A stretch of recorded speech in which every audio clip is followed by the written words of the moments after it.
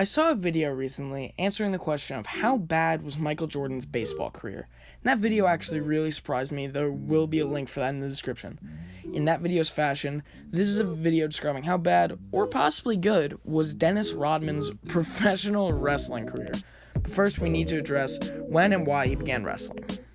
Rodman was suspended for the second half of the 96-97 NBA season, and he decided to make up the time and take up his favorite hobby besides basketball and kicking cameramen in the genitals, wrestling. His first ever debut was on March 10th, 1997, on an edition of Monday Nitro with wrestling legend Hollywood Hulk Hogan in WCW.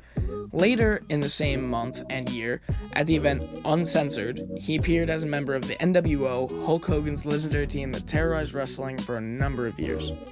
His first match was during the pay-per-view Bash at the Beach, where he teamed up with Hollywood Hulk Hogan and lost to Lex Luger and the Giant, better known as The Big Show. So far, 0-1, which is pretty bad, especially when you're partnered up with the incredible Hulk Hogan himself, one of the greatest wrestlers of all time.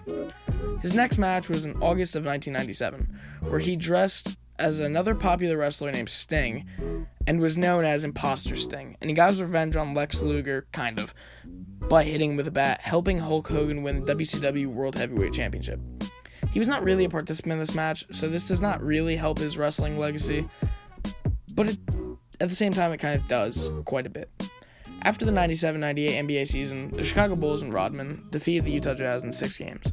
One huge part of the Jazz was Karl Malone, figuratively and actually.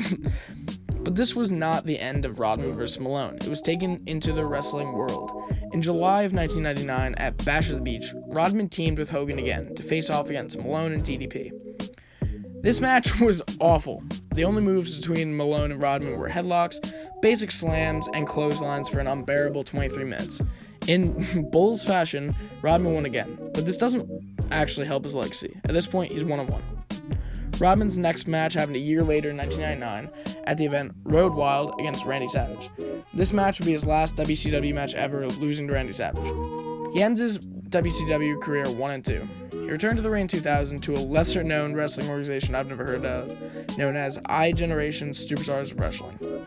At the pay-per-view known as Rodman Down Under, he faced off against Curt Hennig in an Australian Outback match.